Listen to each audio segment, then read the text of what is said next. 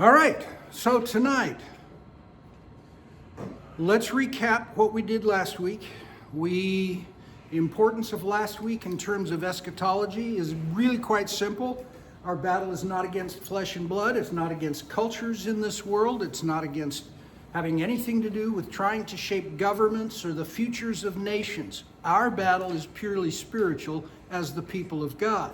And it was important that we understand what we're up against in this new period of time as we look at 1948 to the present and then beyond past the rapture.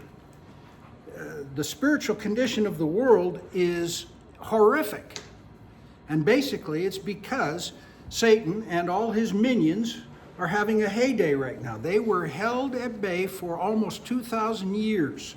Yes, they were active. Yes, they were doing terrible things. Yes, there have always been wars and rumors of wars, and there's been massacres and genocide and famines and earthquakes and all of that. However, it was always at a level that the world could manage. And it was the Judeo-Christian civilization that was keeping things pretty much at least limited. But the Bible tells us that in the last days, that limitation is being removed. We'll talk about that when we talk about the rapture.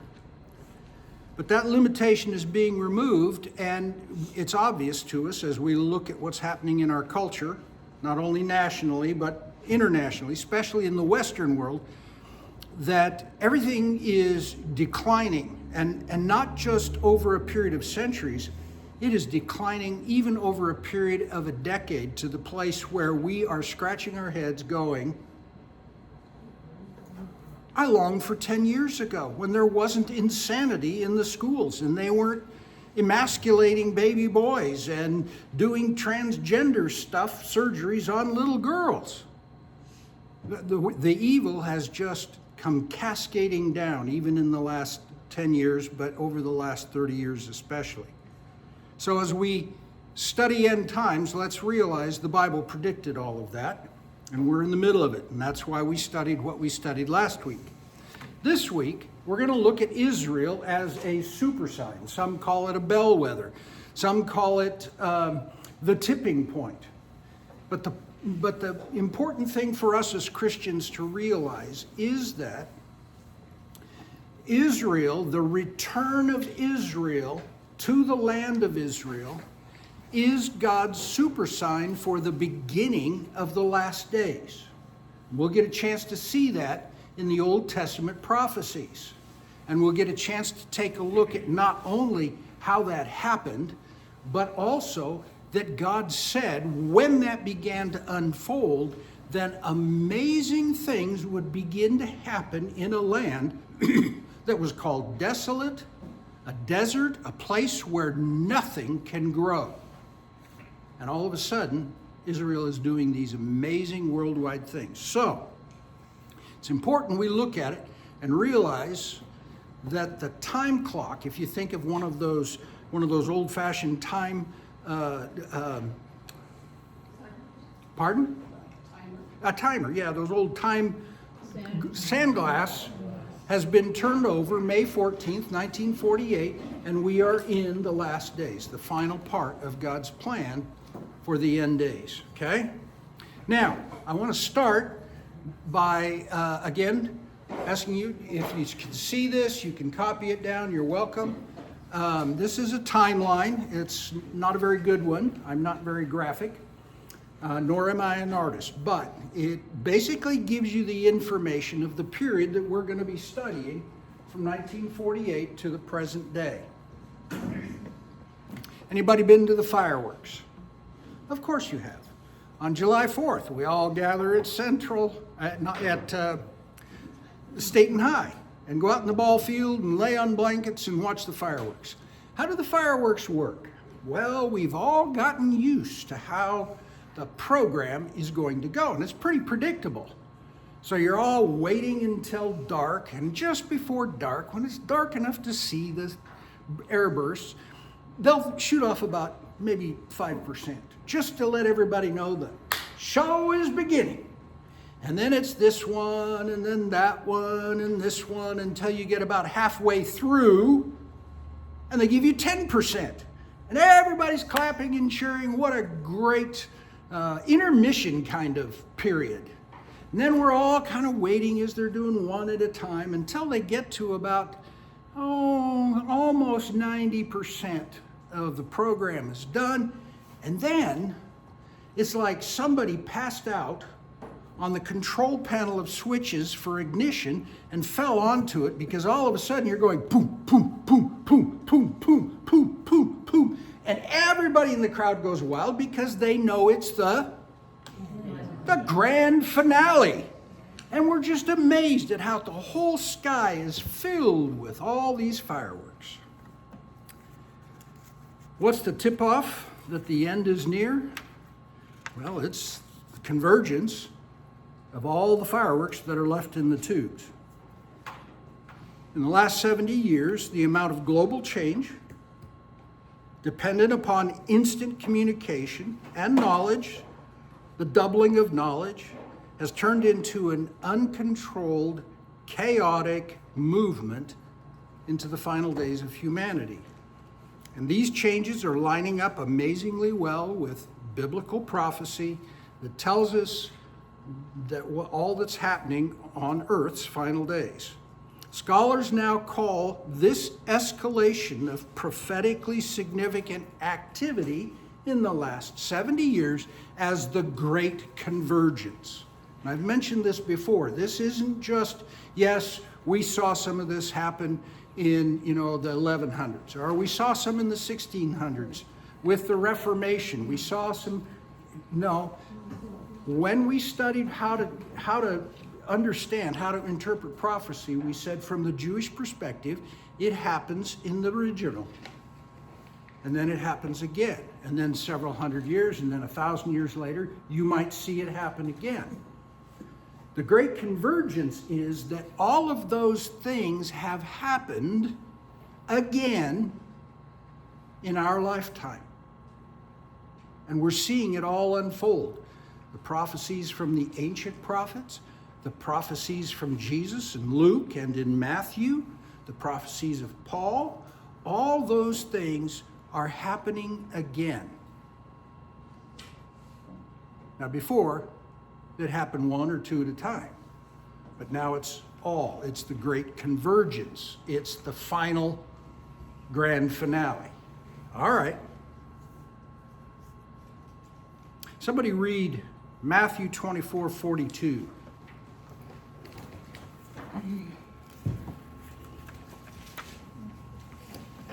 My hope is that as we go through this session together, you'll begin to get the idea that the most important prophetic sign of the end times, more than any other, and mentioned more by the prophets in the Old Testament than other events, is the rebirth of the nation of Israel. And we're going to talk about why that's so spectacular. The fulfillment of all the prophecies about the last days required the presence of the Jewish people in their homeland. The existence of Israel as a nation again is what makes the end times possible. Without Israel and the Jewish people return, the end times would not be possible until they did. Okay, what does Matthew 24:42 say?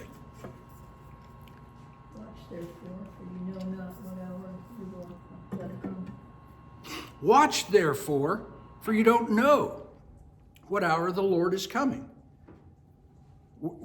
When you're at the fireworks, you don't know the last set of fireworks. You don't know if it's going to be a big white flash and an air burst that makes your chest go thump, or whether it's going to be some multicolored. We just know that the last fireworks, all of a sudden we go, oh, that's it, it's over. That last fireworks is going to be Jesus and the shofar blast, and the church is out of here. That's a tough one. When you think about, how do we know? Wouldn't it be more comforting to know the day and the hour? We could do such a better job of planning, Lord, if you would give us a clue. You know, if I knew that you were coming in the next 7 years, why, I'd figure, I've got 7 years left. I'm going to go spend my whole retirement. I'm going to go take care of my bucket list right now rather than put it off. But the Lord says, no, you keep watch and wait, for I'm coming like a thief in the night. So Israel is our ground zero.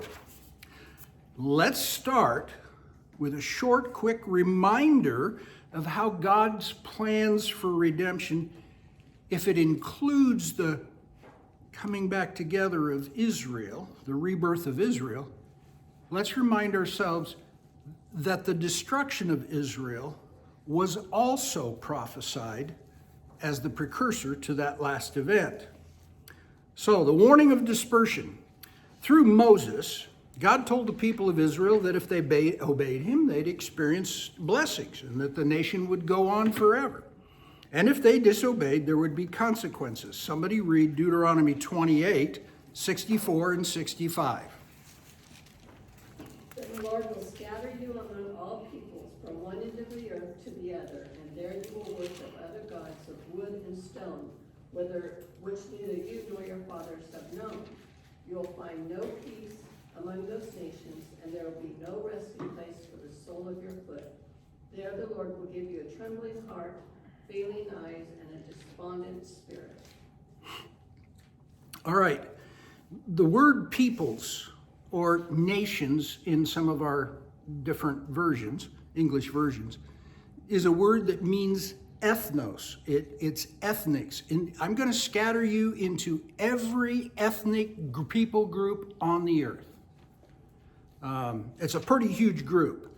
And I think it may have surprised Bob this week while he was in Israel that the 2 IDF soldiers who were over his volunteer group for the first week were 2 young women soldiers. I guess they were both sergeants. Is that right?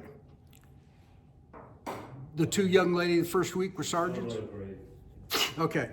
Anyway, one had come from Ukraine and the other from Colombia. And I think that he probably met a lot of people who came to volunteer from all over the world and thought, okay, we got a lot of different ethnos involved here. They're coming from everywhere on the planet to either make Aliyah, become an Israeli citizen, or, as Jewish people are allowed to do, to come to Israel to volunteer for the military if there's a crisis in the country. They don't even have to be a citizen of Israel yet. It's an amazing thing to see how God has begun to bring Israel back together. And we're going to see a lot of fun stuff in that a little bit later in this seminar. What did Nehemiah say in chapter 1, verse 8? So hopefully somebody's got that one ready for us. Nehemiah 1, verse 8. This was hundreds of years after Moses. Please recall a word that you commanded your servant Moses, saying, if you act unfaithfully, I will scatter you among the peoples. And he did so several times. As we understand, the prophecy is fulfilled, and then it's fulfilled again later and repeated.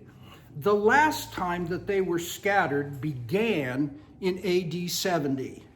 And that was when the Great Diaspora occurred, a worldwide scattering that essentially began and for the next 2,000 years.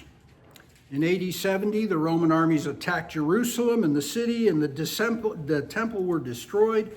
Hundreds of thousands of Jewish people were killed. Many more thousands were taken captive and carried back to other countries with Roman battalions and divisions. Later in AD 132, another Jewish uprising, there apparently were still some left in the land, occurred against the Romans, and Emperor Hadrian brought severe retribution. Now the entire city of Jerusalem was destroyed, not just the temple, and they prohibited Jewish people from returning. Slave markets were set up at that time to sell Jewish slaves to foreign traders who took them to faraway places. Those Jews that weren't captured then fled. Many of them you see in the stories in the book of Acts and in other extra biblical early historical materials about the church in Turkey, in Greece, in Anatolia, all those areas around there, and how they had scattered. Some of them even continued further north up into what is today Russia. For 2,000 years, there was no nation of Israel. A remnant of the poorest people remained in the land. They were a tiny group of people, and while the vast majority migrated across the globe, everywhere they went, whether it was they stayed in that region, they were persecuted. If they went to Rome, they were persecuted. If they went to Russia, they were persecuted. Wherever they went, into Ethiopia, huge Jewish community down there, they were persecuted. In 1897, there was a gathering in Lucerne, Switzerland, and it was called the First Zionist Congress.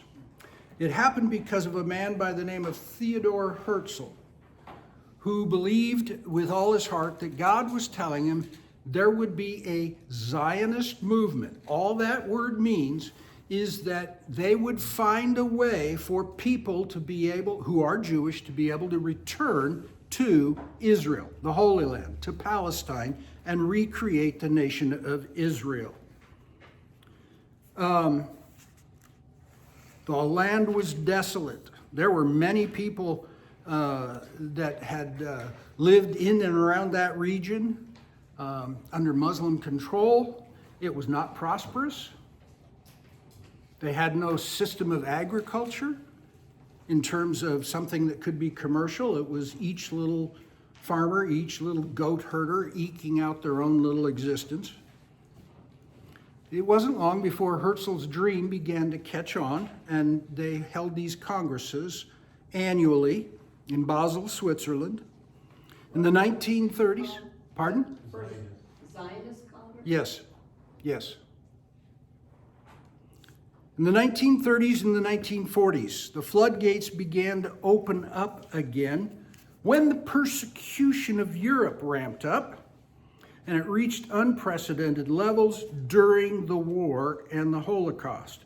Many, many Jewish people fled. Some went east into those Eastern European countries and made their way down through Bulgaria to Turkey, and then booked passage from there to Palestine. Others did that through Israel. The two great volumes about World War II. The second one is called Of War and Remembrance. Now, I realize this is a novel, but it's a very historical novel.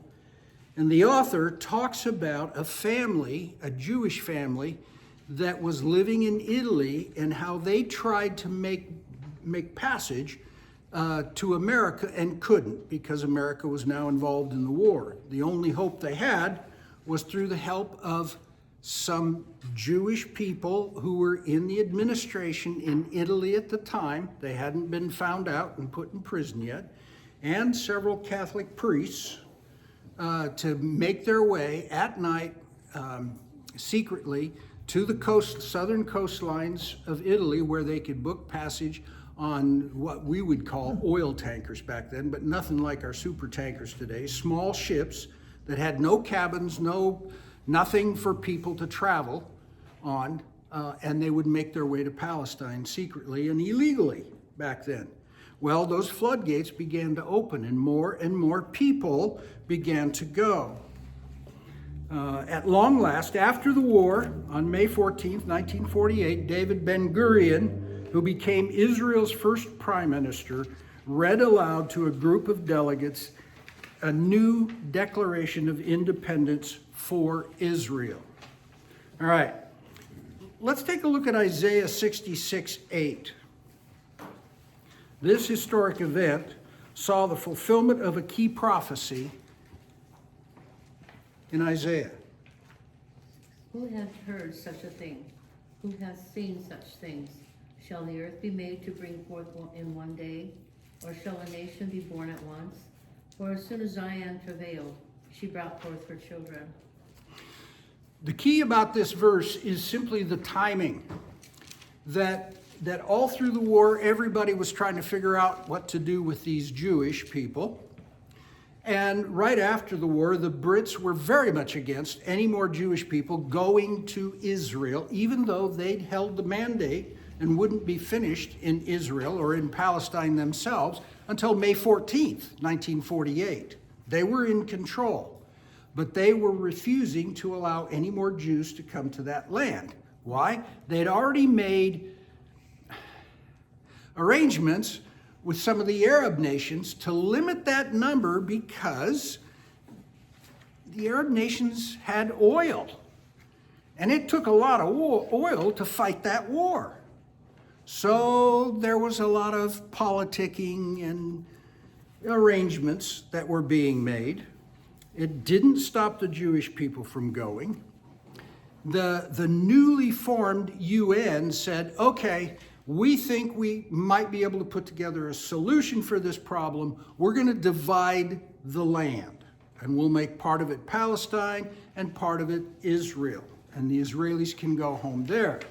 Well, even then, in that resolution from the UN, they were saying only 100,000 can go from anywhere in the world, but mostly Europe and America, to return to Palestine. Only 100,000.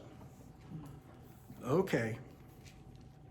Since then, Israel has gone from being a desert and a swampland to lush green valleys, high-tech cities. What was once an undesirable, desolate stretch of land has become one of the most powerful nations in the world. The rebirth and the rise of Israel is truly a miracle carried out by God Himself. So the moment the British released the mandate, they made their declaration of independence, and that afternoon, somebody who was very, very pro-Israel and had spent a lot of time in his younger years studying the Old Testament, Harry Truman, had a difficult decision to make. Would the United States of America recognize Israel as a legal sovereign state? Every single member of his cabinet said, no, don't you do it. But he did it. 2 hours after Ben-Gurion made the declaration that afternoon, Truman said the United States recognizes Israel as a nation. That's why when we read Isaiah 66 and we go, oh, okay, in one day an entire nation was born. But it's more than just the rebirth the birthing of a new nation. There's a lot more involved in that. And let's talk about the promise of regathering here. Ezekiel 36:10. What does that one say? Somebody else get Jeremiah 33. And I will multiply the number of people upon you, even the whole house of Israel. The town will be inhabited and the ruins rebuilt. Jeremiah 30, verse 3. For the days are certainly coming, this is the Lord's declaration, when I will restore the fortunes of my people Israel and Judah. The Lord's declaration. I will restore them to the land they gave to their ancestors, and they will possess it. Jeremiah 32, 37 and 40.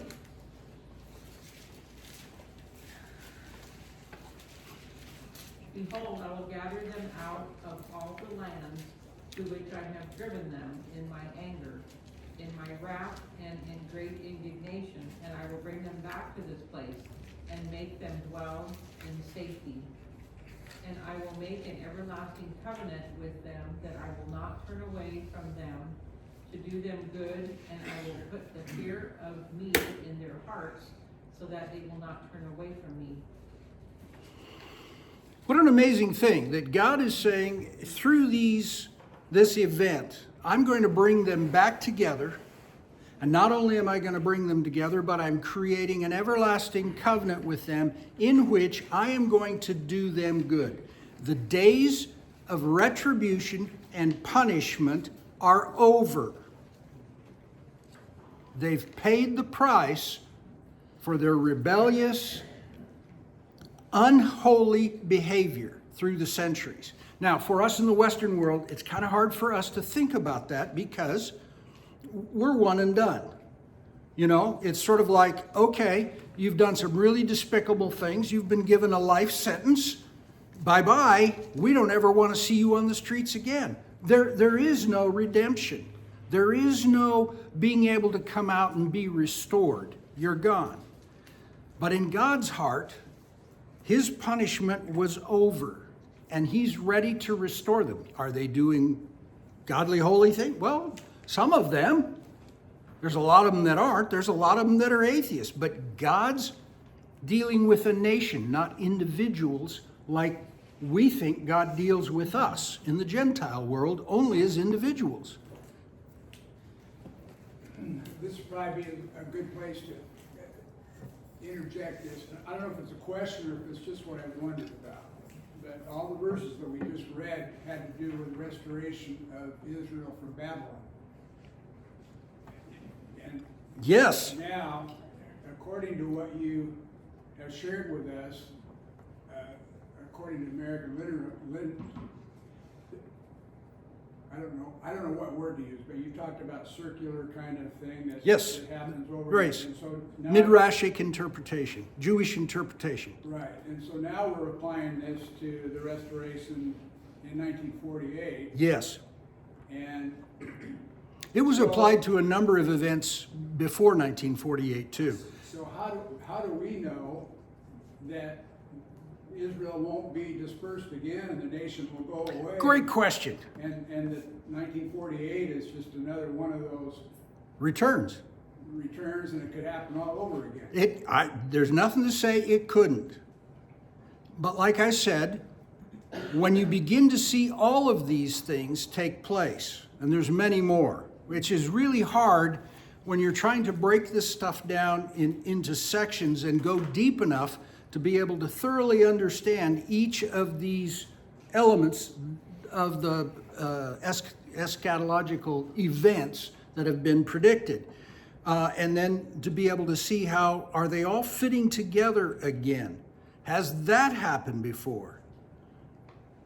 A lot of scholars are saying no.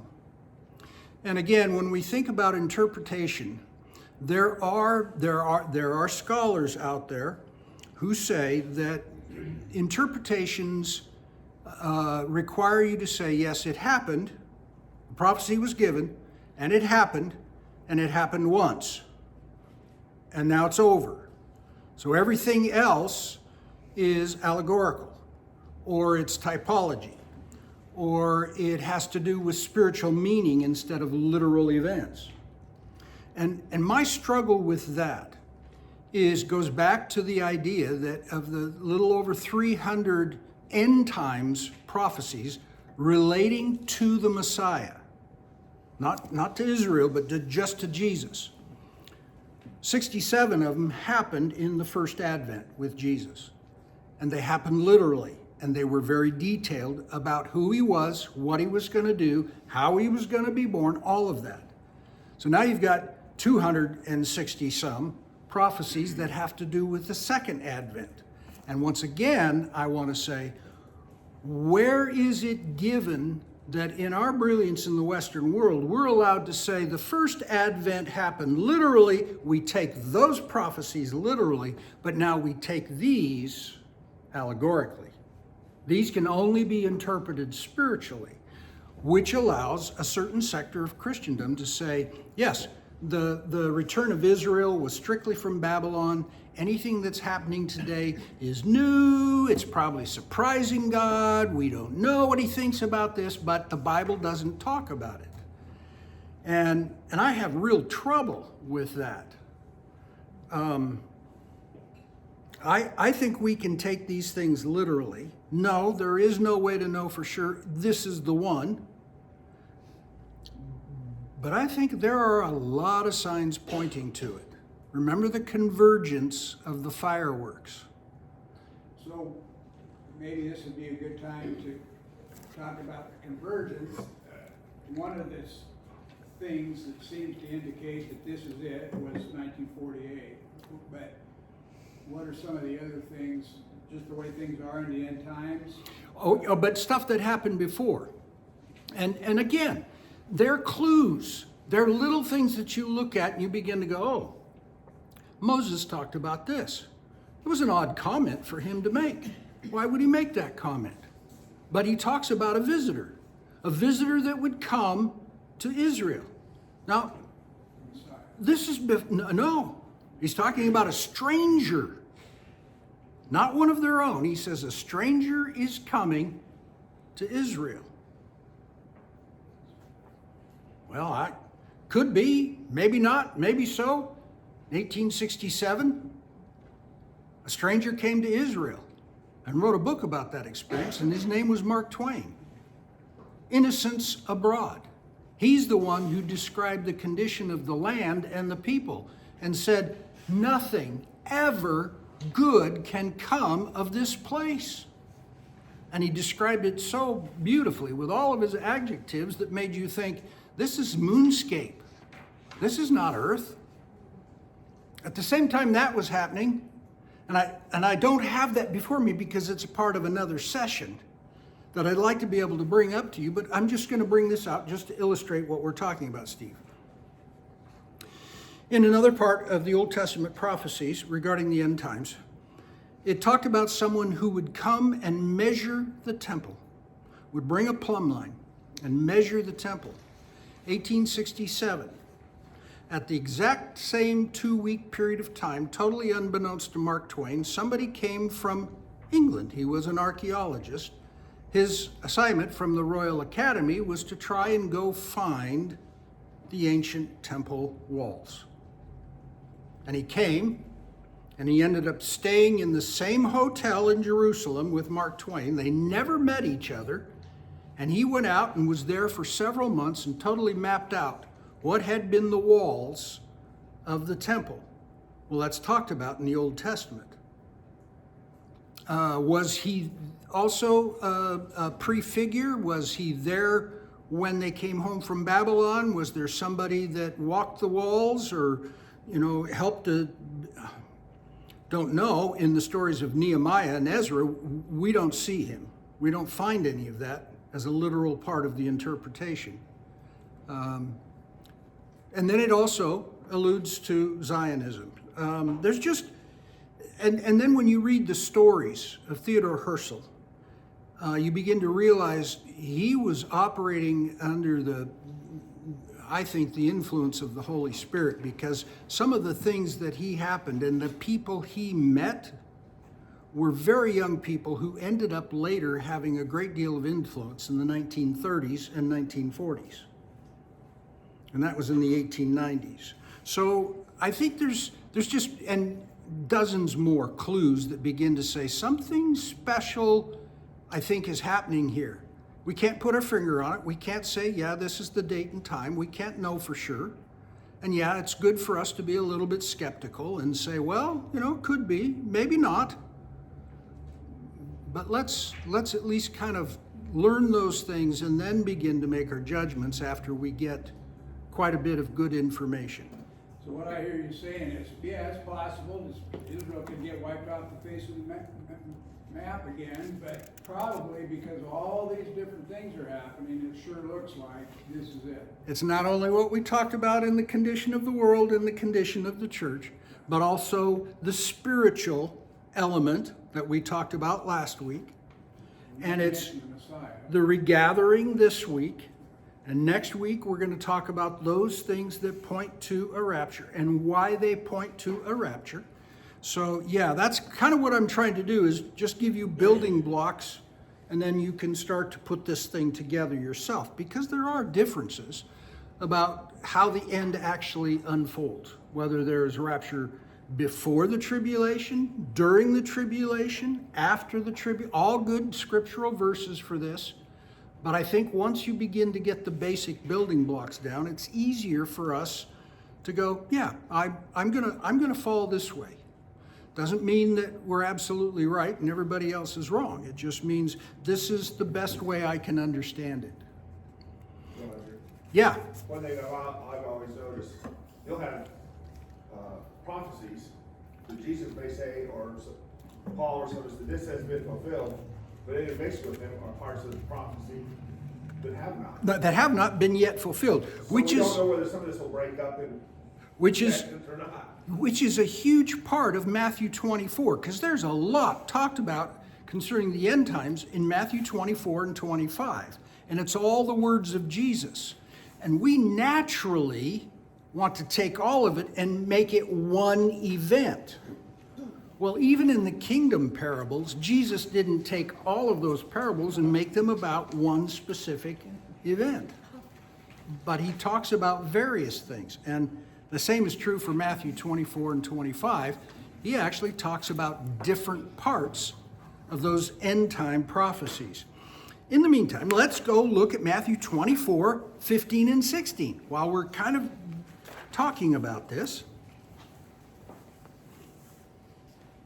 So when you see standing in the holy place the abomination that causes desolation, spoken of through the prophet Daniel, let the readers understand. Then let those who are in Judah flee to the mountains. How far do you want me to go? That's fine. That's good.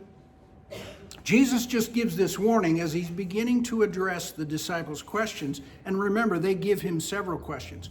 What are the signs and when will this happen? They ask two specific things. So he's dealing with two sets of answers.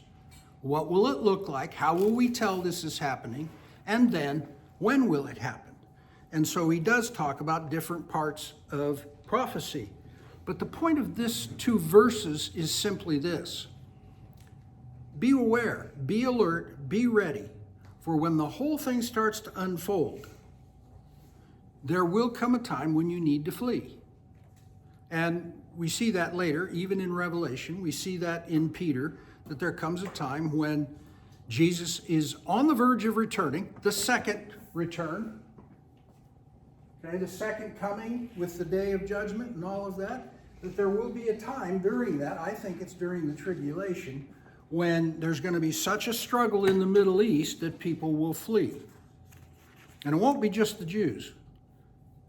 A large population of Muslims in Jerusalem, of Christians. There's even Hindus living in communities of Hindus living in Jerusalem. Okay. Jesus is talking about the holy place, and it's a clear reference to the Jewish temple, which as of today has not been rebuilt. When you see the abomination of desolation appearing in the Lord's temple, he's talking about a future event. And we can say, okay, by knowing typology from previous Old Testament prophecies that referred to that, those events happened. They happened in the time of the Maccabees, and they happened again in AD 70. And again in AD 133. So, okay. Jesus seems to be indicating that it's going to happen one more time. It's going to happen again. Now, he wanted them to be aware, not only of AD 70, but I think when we finish reading the rest of those two chapters, we go, no, it seems to go beyond the Romans. Okay. Roman numeral 3, I really want to suggest to you that it is a miraculous event that Israel is in existence again. When it comes to Bible prophecy, more details are given about God's plan for Israel than any other country in the world. I know we Christians felt pretty special a long time. We were the light set on the hill and the beacon of freedom and hope and a relationship with God. Yes, we were. It's amazing. It's great. But the Bible doesn't talk about America. It's not even mentioned. But Israel's talked about a lot. And I think that's because Israel, in God's plan for redemption, is center stage. Without the Jewish people in their homeland, the other pieces of the puzzle can't come together. None of the future events that are described in Ezekiel 37 and 38, Daniel 9, Zechariah 12 through 14, Matthew 24 and 25, and the entire book of Revelation, none of that can occur until Israel is back in the land as a nation. So let's talk about that rebirth with a little more deeper insight. Roman numeral 4, the gathering of two parts. We often think of the gathering as one single event in terms of God brought the people back, He also brought the Spirit back, He also made everything right again. No, that's not necessarily the case. The first gathering was the national gathering. Jewish people have gathered in Palestine and formed the nation of Israel, and they continue to come. They continue to come, some in full belief, others in unbelief. Though the people of God are returning to the promised land, initially they have not repented, nor have they made any overtures towards accepting Yeshua as Messiah. Some great things are happening now, but when they first came and regathered, that wasn't a part of it. Ezekiel 36, 22 and 24. Therefore say to the house of Israel, this is what the Lord God says. It is not for your sake that I will act, house of Israel, but for my holy name, which you profaned among the nations where you went. Go ahead. Yeah, just I got mine. For I will take you from the nations and gather you from all the countries and will bring you into your own land. God's going to restore Israel to the land, but it's for His sake, not for theirs. He will bring back the people to preserve His glory, to forward His plan of redemption, but that's only part of the regathering. There's going to also be a spiritual gathering. That's number 2. Somebody go to Zechariah 12:10.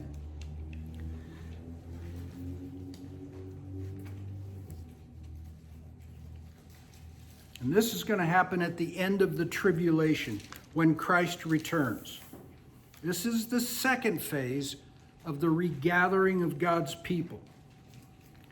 Zechariah 12:10.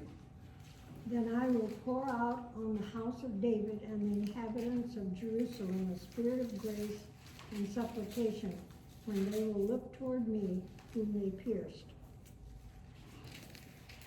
And he goes on and says, then they shall mourn him as one mourns for their only child.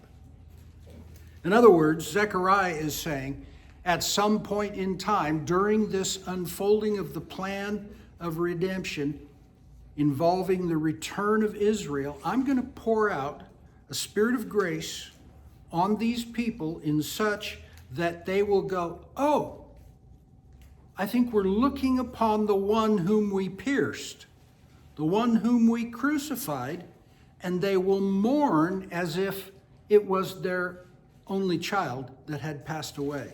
They're going to recognize the Messiah at that time. Another way to look at this, these two parts, the regathering, the nation, and then the nation spiritually. Go with me to Ezekiel 37, verses 1 through 14.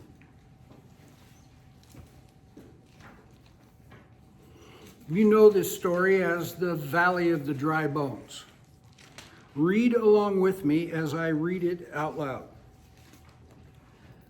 The Lord took hold of me, and I was carried away by the Spirit of the Lord to a valley filled with dry bones. And He led me all around among the dry bones that covered the valley floor. And they were scattered everywhere across the ground and were completely dried out.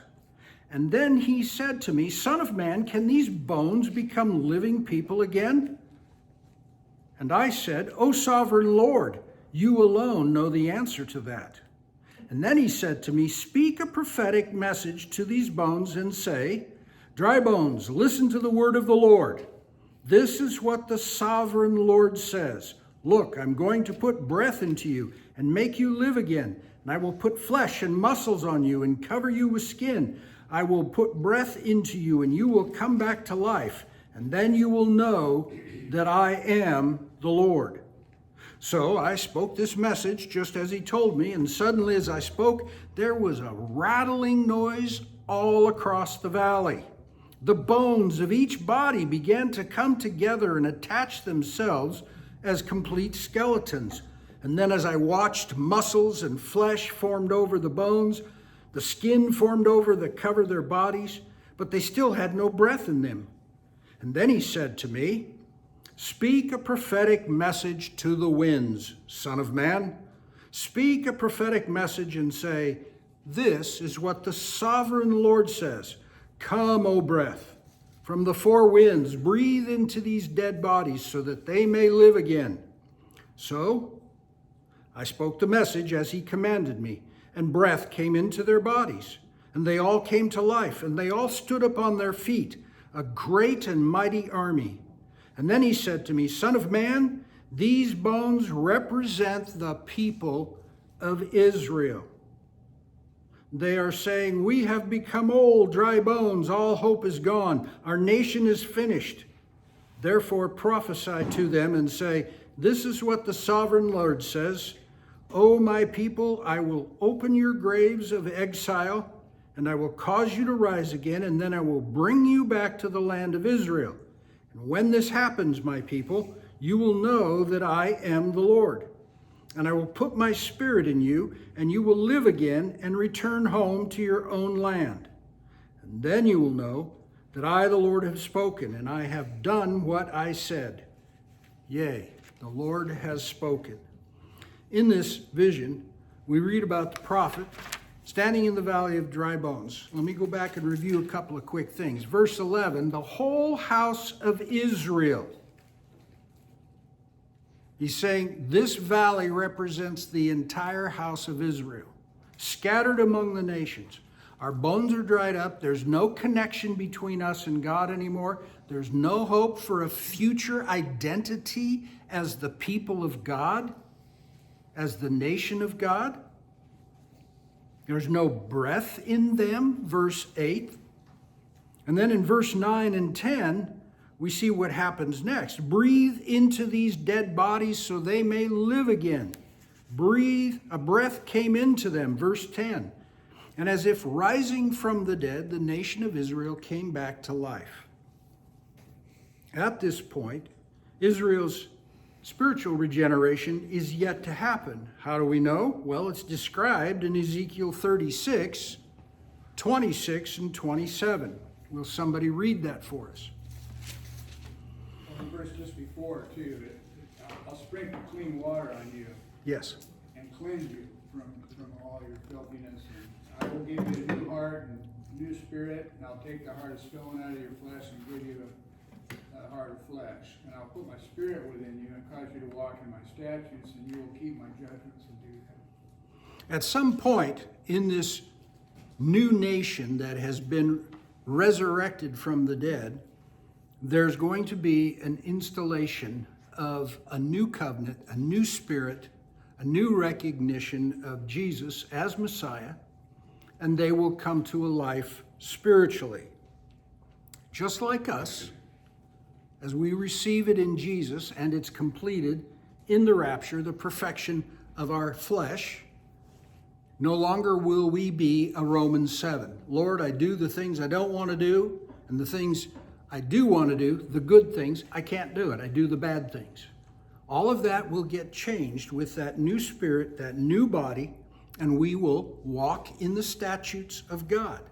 We will be fulfilling all the laws of God from our heart. Today, most Israelis are non-observant Jews.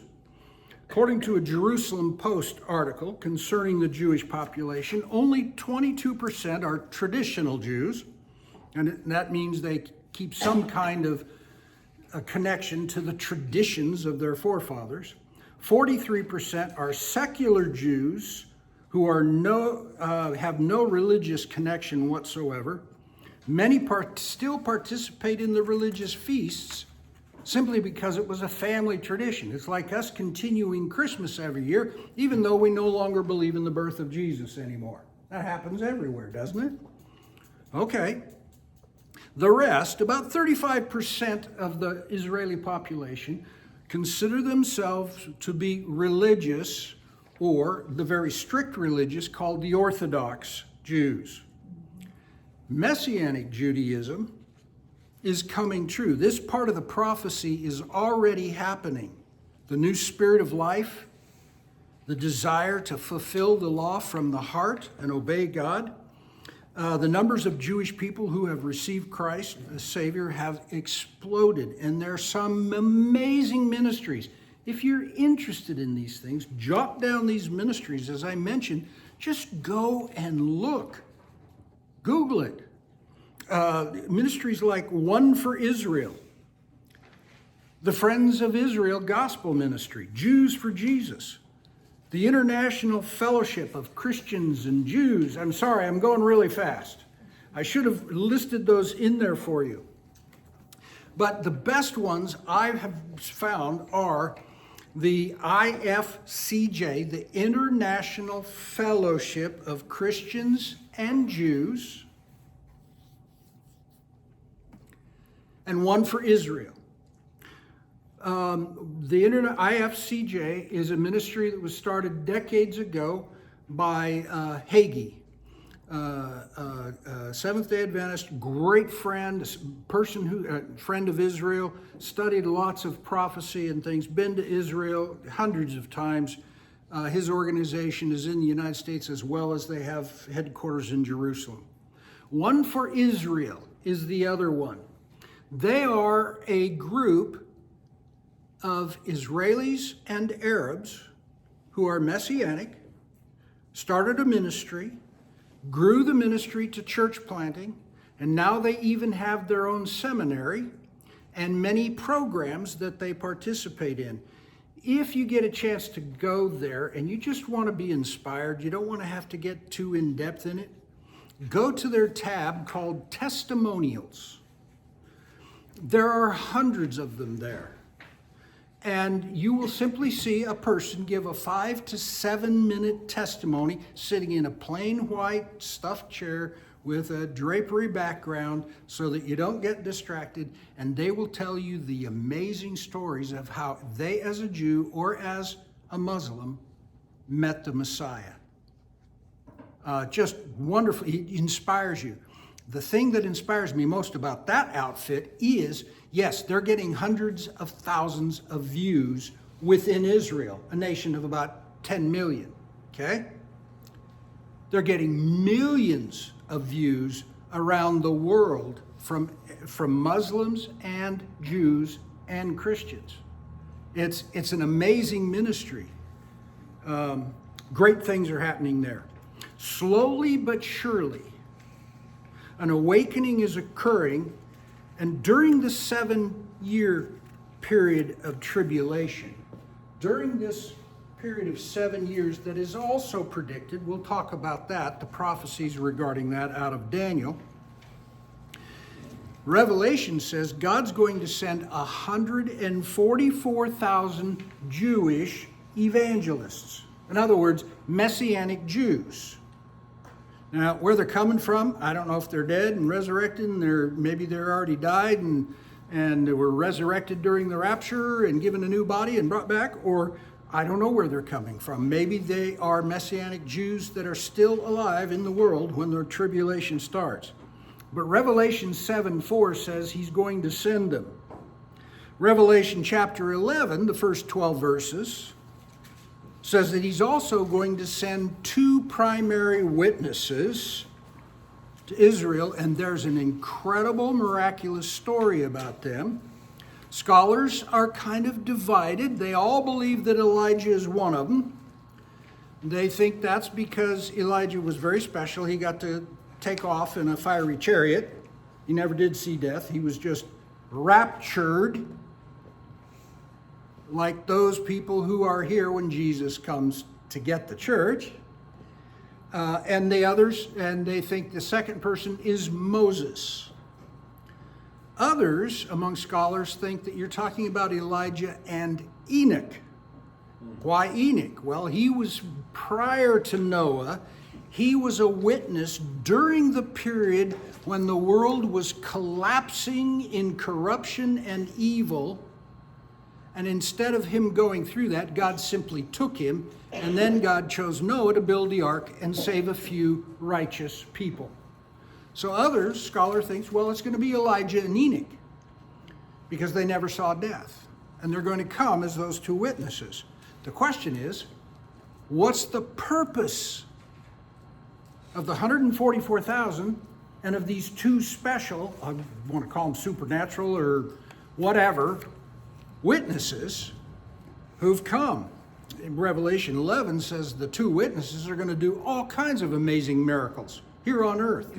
As the 7-year covenant peace treaty between Israel and the Arabs starts to unfold, as the temple is being rebuilt during this period, they're going to be very actively preaching Jesus.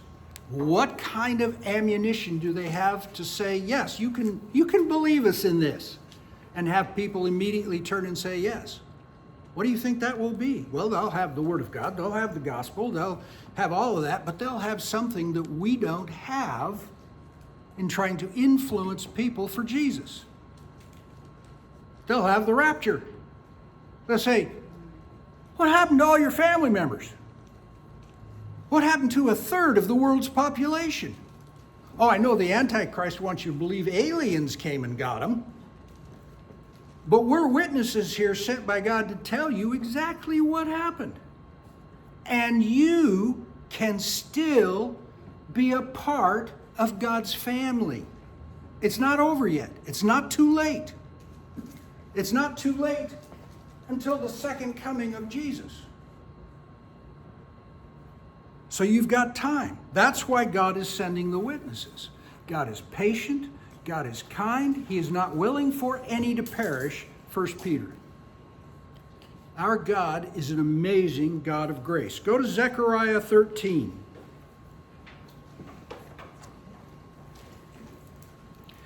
Zechariah 13:1. What does that say?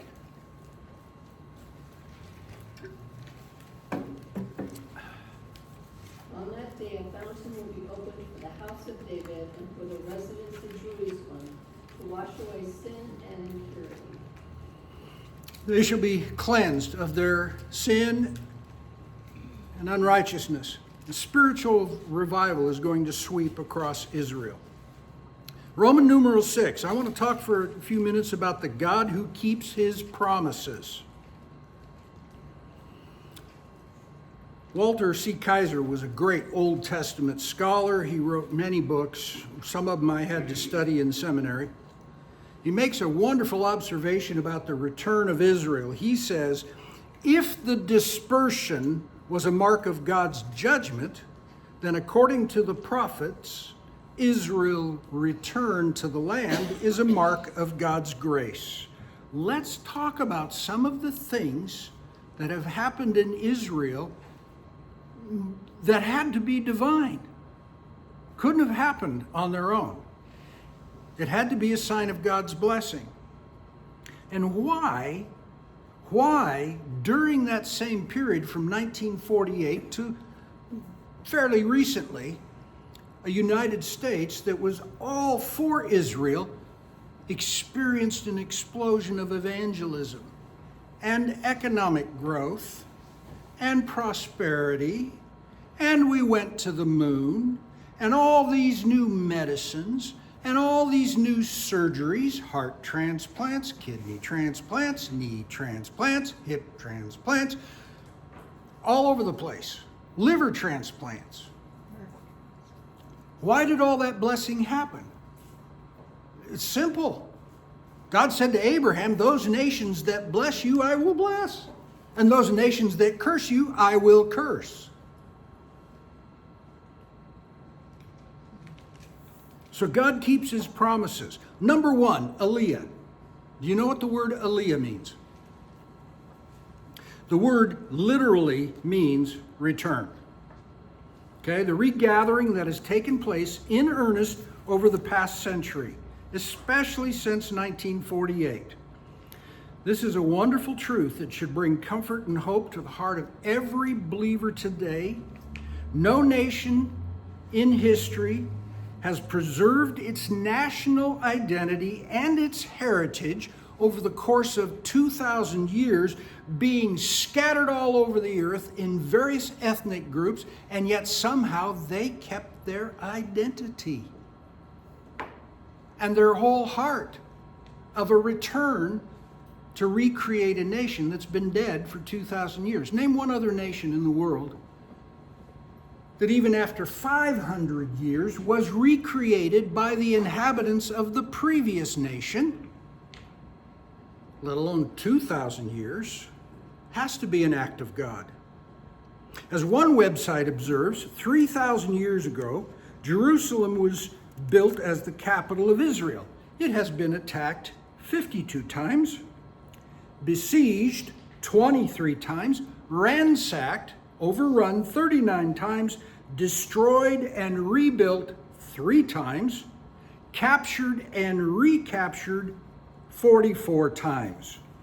3,000 years later, it still remains as the capital of Israel. While historians may vary on some of those numbers, the point is all this. All of history, the Jewish people have teetered on the verge of extinction many times over. For centuries, the Jews have been persecuted and had no place to call their home. They kept moving from one nation to another, persecuted, run out, get established, a little village, then a town, then grow into a city.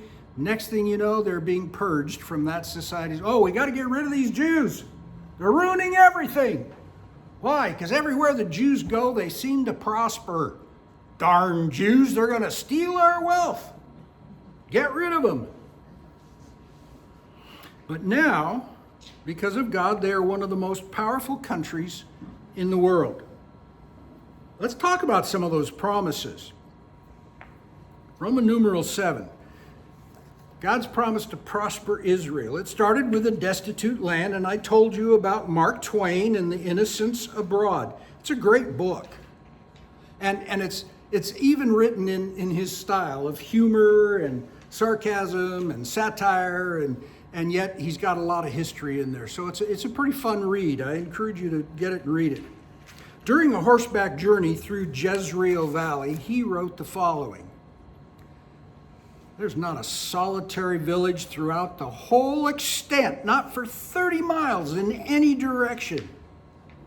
There are 2 or 3 small little clusters of Bedouin tents, but not a single permanent habitation. One may ride for 10 miles hereabouts and not see 10 human beings.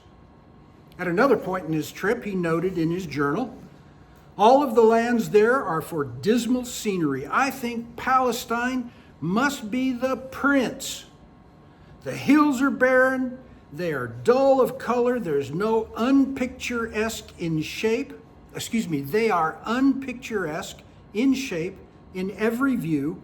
The valleys are unsightly deserts fringed with feeble vegetation that has an expression about it of being sorrowful and despondent. It is a hopeless, dreary, heartbroken land. Palestine sits in sackcloth and ashes. Renowned Jerusalem itself, the stateliest name in history, has lost all of its ancient grandeur and has become a pauper village. The wonderful temple, which was the prince and the glory of Israel, it's gone. Palestine is desolate and unlovely. We've already mentioned Theodor Herzl in 1897. Not much had changed in the 30 years between Mark Twain and Herzl. He called prominent Jewish leaders from 17 different countries to meet him in Switzerland for that first Zionist Congress. This marked the formal beginnings of a goal to reestablish the nation of Israel. Not only was the intent for the Jewish people to return, but also to once again gain sovereignty over the land. In 1900, with the exception of a few towns and the city of Jerusalem, there were only about 28,000 Jewish people living in Palestine. It was made up almost entirely of deserts.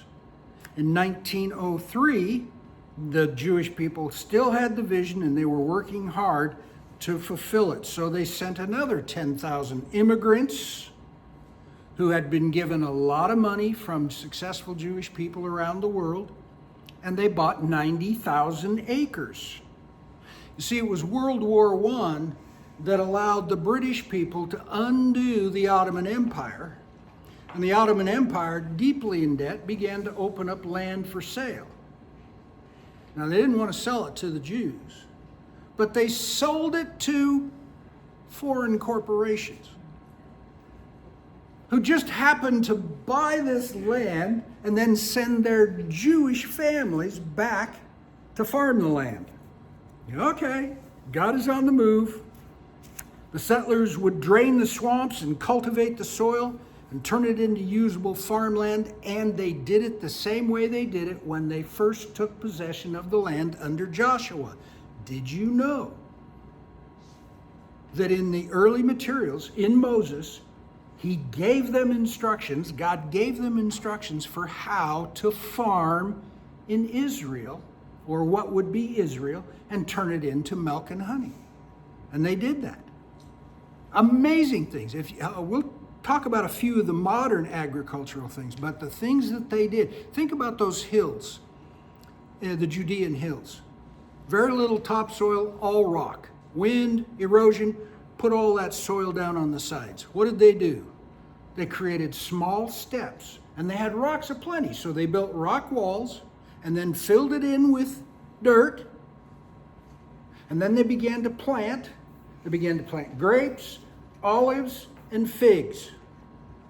And they created a water system so that at the top there were large areas, cistern-like areas, above ground, not in the ground, above ground, where the water would be collected, and then it would go down small channels. And first it would water the first level, and then as it got saturated, it would come through a small channel into the second level, into the third level, into the fourth level, and it blossomed like Eden.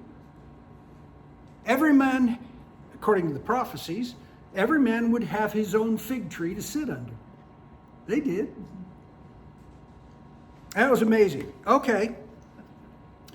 By the time of 1948, there were now 400 agricultural communities. Many of them were called kibbutzes. It was multiple families working the land together using biblical methods. During the 1930s, nearly 250,000 Jews moved to their homeland to escape the hostilities of Europe. During World War II, another 100,000 snuck out of Europe under the hand of Hitler and made their way back to Israel. When they declared their nation an independent state, there was 806,000 Jews living in Palestine. Started in 1900 with 28,000 and became almost 1 million by 1948. By 2021, there are 20 cities in Israel of the size of Jerusalem or larger. Jerusalem is the most popular because it is the spiritual center, and it has 972,000 people just in Jerusalem itself. According to the Jerusalem Post, Israel's total population is very close to the 10 million mark. About 73% of that is Jewish. The Jewish Agency for Israel reports that the number of Jews worldwide is 14.8 million. This means that 50% of the world's Jews live in Israel now. It was only 6% of the world's Jews in 1948. God has done some amazing things in this return. Outside of Israel, the largest Jewish populations are in the United States, 5.7 million, France, 450,000, and an additional 2 million scattered across the rest of the world. Soon, very soon, they think within the next 4 to 5 years, there will be more Jews living in Israel than the rest of the world combined. Let's talk about Israel being a global power. How did that happen in just the last 70 years? God not only restored the nation, but he has used that nation to impact the rest of the world in amazing ways. This tiny nation, the size of New Jersey, is bursting at the seams with innovation and has an economic output that ranks among the most productive countries in the world. All of this is God's doing. Not only did he promise to bring them home to their ancestral homeland, but he said that he would make them prosperous. Somebody read Ezekiel 36, 8 through 10.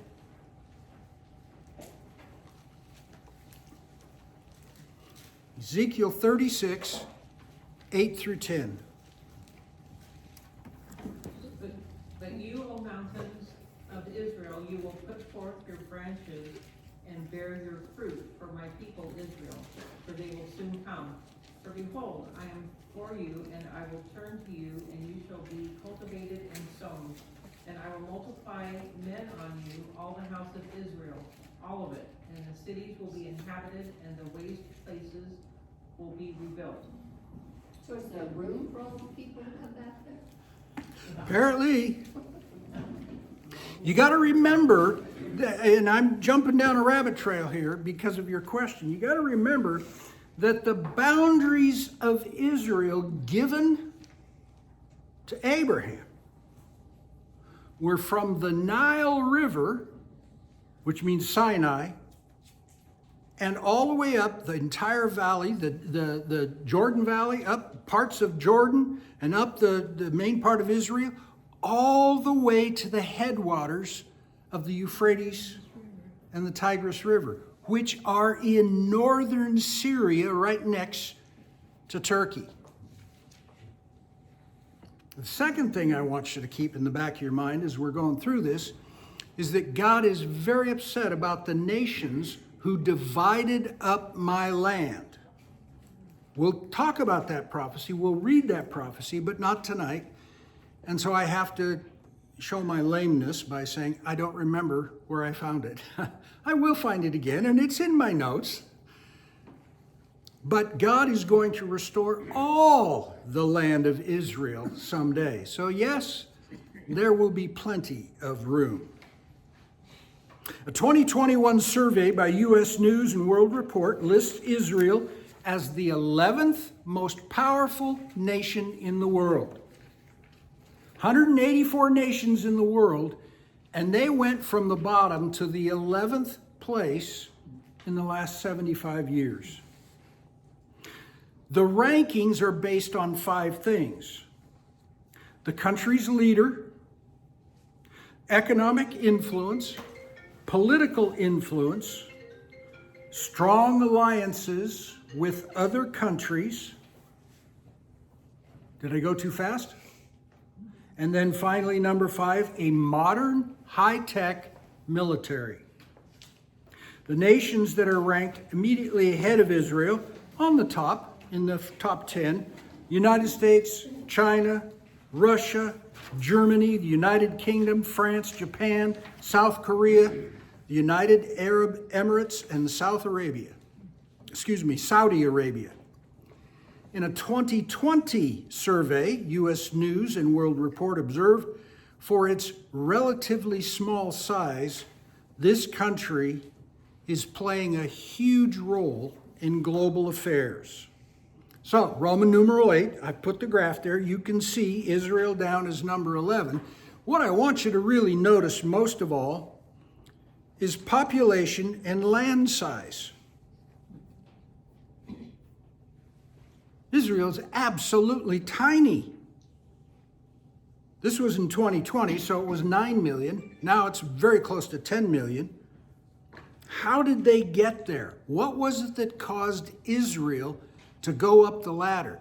No, they weren't fighting and clawing and climbing their way up. There was something behind them pushing them up that ladder. And you and I both know what that was. So you note the size of Israel. There are another 99 countries with populations that are larger than Israel. Why aren't they on this list? I think it's because there's an amazing thing going on. Especially stunning is the fact that the U.S. News and World Report gave Israel's military a ranking of 97.6. That puts Israel in company with the top 3 superpowers in the world, all of which have considerably large forces. 97.6. The United States is 96.7. No wonder we want military relationships with Israel, because they're developing, doing the R&D, coming up with the most amazing military technology, and then we Americans build it, as long as they're willing to share it with us. So we get the benefit, and all those weapons that we're sending to them, please don't think that it's American technology being exported abroad. Most of it is Israeli technology that we have built and used, and we are very graciously saying, thank you, you're in a time of war. Here, use some of what you invented. Amazing stuff. Russia's at 100%. I don't believe that's a fair number anymore since 2020, because they have fared disastrously in Ukraine. Hundreds of thousands of their standing army are gone. That's the most trained, most experienced people. They are recruiting people right out of high school now to try and keep men in the field. They're having to buy their weapons from Iran because they can't produce them fast enough. So I don't think Russia's anywhere near that. China is 97. A key reason for this exceptionalism is that Israel's survival in a vast sea of hostile Arab nations has required its military to always be steps ahead of everybody else. Everybody around them are chasing hard. And they're, oh dear, Iran's been building ballistic missiles now for the last 10 years. Well, guess what? Israel had them in the 1960s. And Israel has nuclear warheads on them. So everybody's chasing Israel. At the beginning of the 21st century, Israel's economy was growing so fast, it was ranked second in the world for the number of startup companies. This led the country to be nicknamed the Startup Nation. So all the major super corporations in the world, like IBM and Google and Microsoft, and everybody started dumping hundreds of billions of dollars into these startup companies in Israel because they began to catch on. Innovation, new technology, that's all happening in Israel. Not only has Israel experienced phenomenal growth in a very short period of time since its rebirth, it has also achieved extraordinary productivity in a variety of industries. And I just want to give you some examples of that. So, Roman numeral 9, extraordinary achievements. Let's talk about high technology first. About 10% of the nation's workforce is now working in high-tech industry. 10%. About 43% of those businesses are sending exports now out of the country for Israel. 1/4 of the students, 25% of all Israeli university students, are pursuing undergraduate degrees in fields like engineering and computer science, which is going to provide for graduate schools and new innovation. Many of the world's largest high-tech companies, I mentioned them, Apple, HP, Intel, Cisco Systems, they're all investing hundreds of billions of dollars in Israel and their high-tech. There is a place along the coast between Tel Aviv and Ashdod.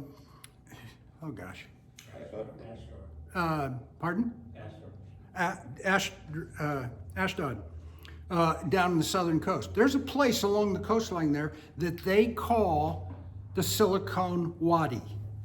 You know what Wadi is in Hebrew? Valley. They have their own Silicon Valley. There are 1,500 high-tech companies in the Silicon Wadi. And they're producing some of the most amazing things in the world. In the area of cybersecurity, in that technology alone, Israel has about 200 companies that accounts for about 40% of all global security sales.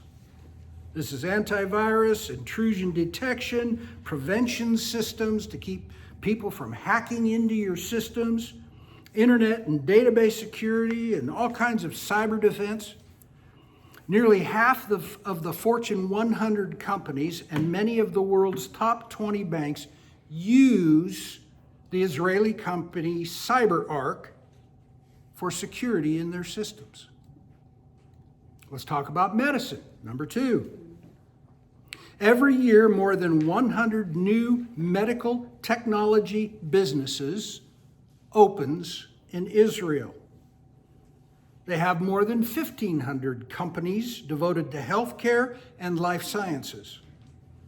They're described by medical journals as the global powerhouse when it comes to medical innovation. Second only to the U.S. in the number of companies doing research and development in medical technology. The nation ranks first in the number of medical device patents per capita. In other words, more medical device patents are coming out of Israel than any other country. This is particularly valuable for the use in all kinds of ways to assist doctors and practitioners in bringing about a difference in patients' lives. One great example is Insight Tech.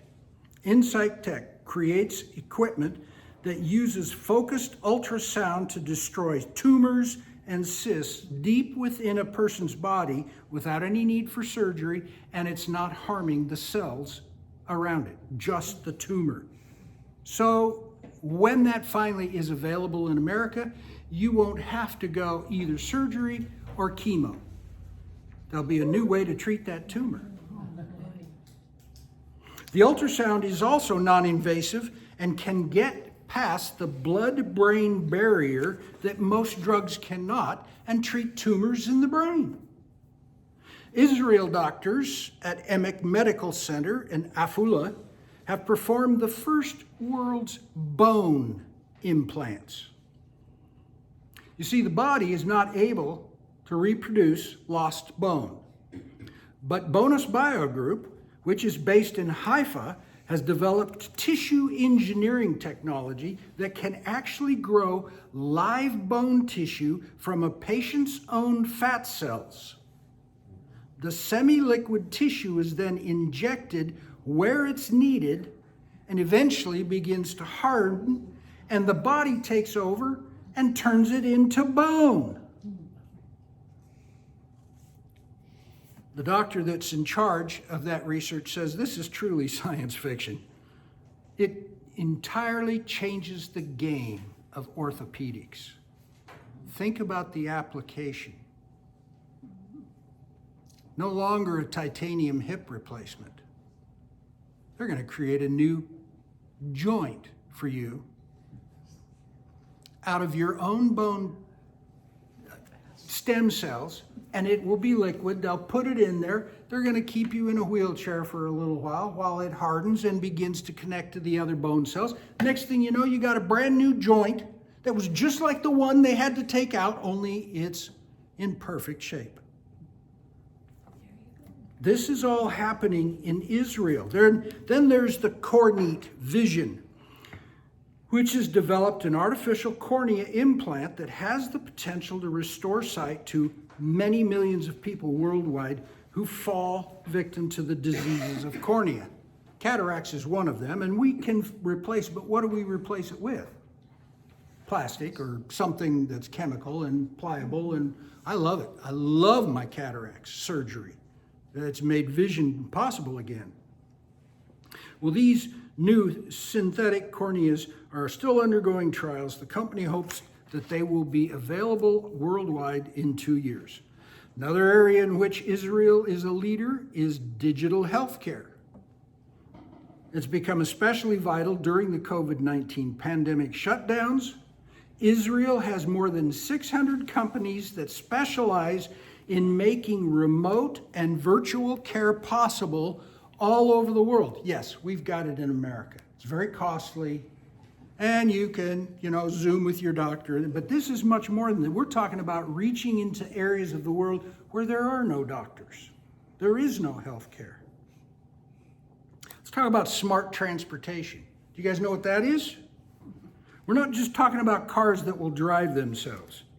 No, smart transportation is this goal to position Israel as the leader in the field, and the fact that the nation is already at the forefront of so much transportation technology, including electro-optics, data processing, and artificial intelligence, gives it a great advantage. 500 startup companies connected in one way or another to the nation's smart transportation technology industry, which the government anticipates is going to be worth about $9 trillion here by 2030. So here are some of the things they're doing. They want to develop smart transportation practices that will, both through the car and the car's computer system, but also through traffic control and everything else, reach zero casualties and zero delays and zero environmental damage. That's their goal as an industry. No more traffic deaths, no more traffic delays, no more environmental damage. One of the more prominent transportation companies called Mobileye, based in Jerusalem, they develop advanced vision and driver assistance systems that are now widely used in self-driving and autonomous cars. In other words, when Elon Musk in his Tesla wants to create a self-driving car, he buys this technology from this company on how to do that.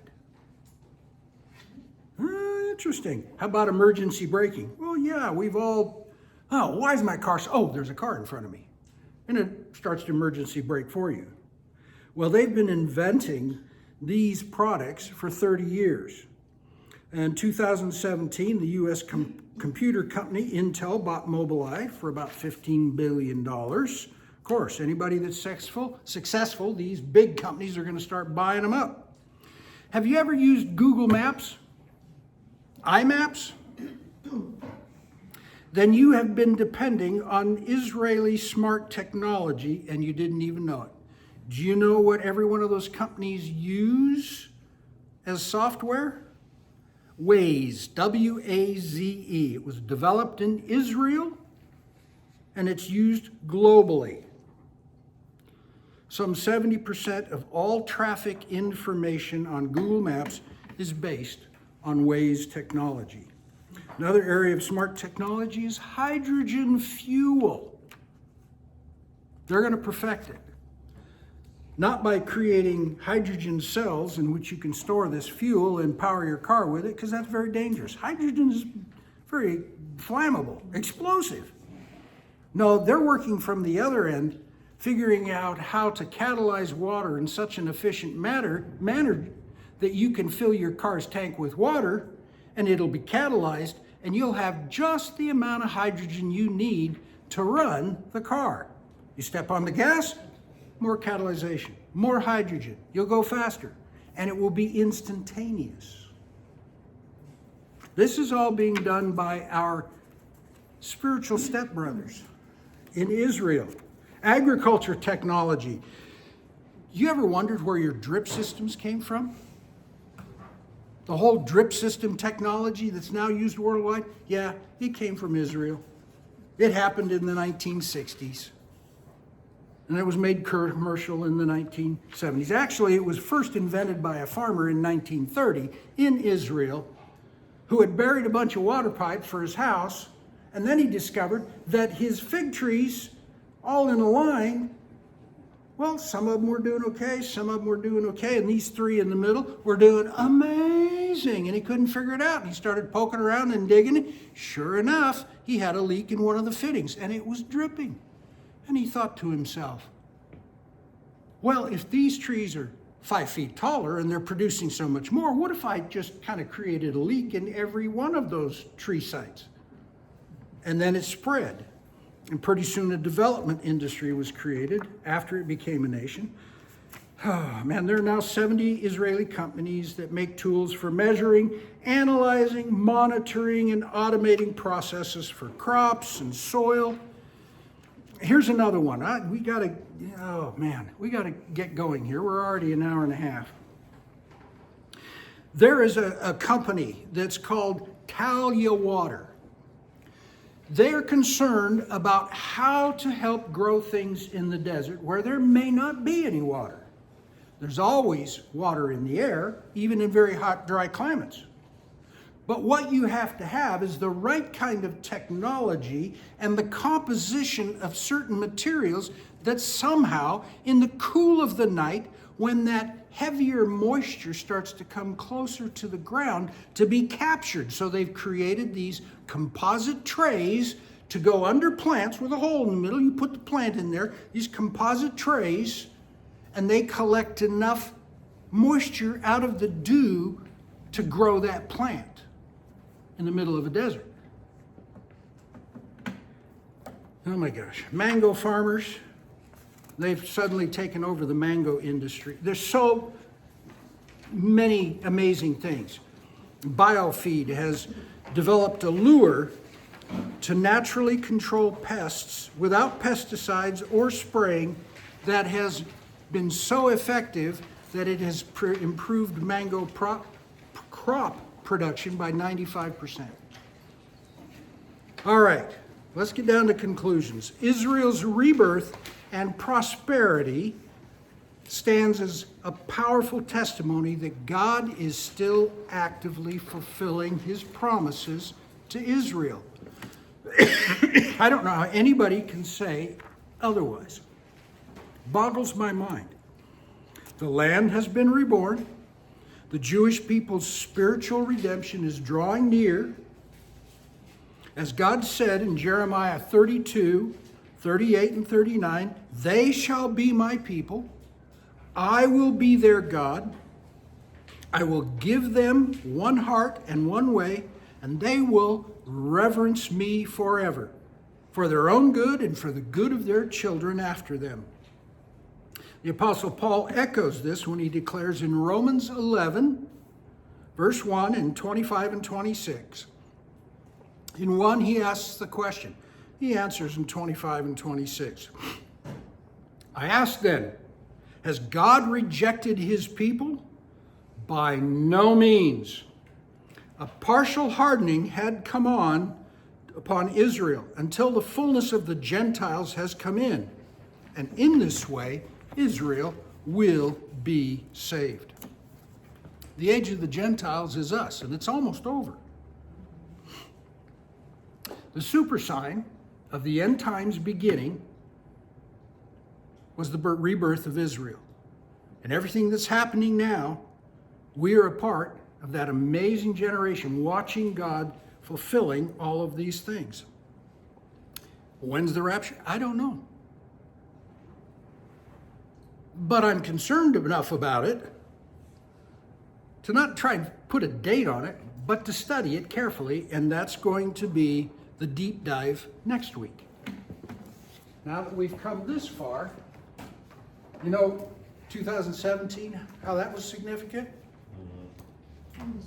Trump was the only president since 1990 when Republican and Democratic administration said, we're going to move our embassy from Haifa to Jerusalem. And Trump said, this is nuts. I'm going to do it. And he did it. Now, how many nations have followed suit? Lots of them have. They've moved their embassy to Jerusalem. Why? Because we recognize Jerusalem as the eternal capital of Israel. Now we're going to start talking about the Bema Seat and the rapture. Okay? All right, let's pray and we're dismissed. Father, thank you for tonight. And what a blessing just to see how you have creatively poured out your heart upon Israel. And you have brought them so far along the way since 1948. We're sorry that we don't recognize your handiwork. We're sorry when we question things, when we think that Israel as a modern nation is just a political solution, and it hasn't worked. It's not political at all. It's you, and you're not done with it. And all the things that we count as failures along the way because of terrorism in the Middle East, none of that surprises you. You are in the midst of work, and you are leading your people to regain and restore all that was lost over the last 4,000 years. So God, we ask you to help us to patiently study, to learn from your word, to understand, because some of it's pretty confusing. But thank you, Father. Thank you for the Holy Spirit who will be our guide. Bless us now with a good night's rest and a great week as we celebrate things we learn about Israel in the news. In Jesus' name we pray, amen. Roger, Yes. all these things that you talked about, let's say the Silicon Valley, Right. are those things being destroyed in this war? Or are No, it's interesting how the areas, farmland, farm communities near the Gaza border were destroyed, but they're already in the process of rebuilding. It's not a wreck. They're going to restore everything. And when they do, they're going to build back better and bigger, and they're going to have better technology systems and better security systems so that this stuff never happens again. They're very good at that. Any other questions? Get a chance to go there and see how beautiful the country is and the produce that's produced, and it's pretty amazing. It is amazing. Go and visit. And if you want just a bird's eye view before you go, talk to Bob. He was just there. Has great stories.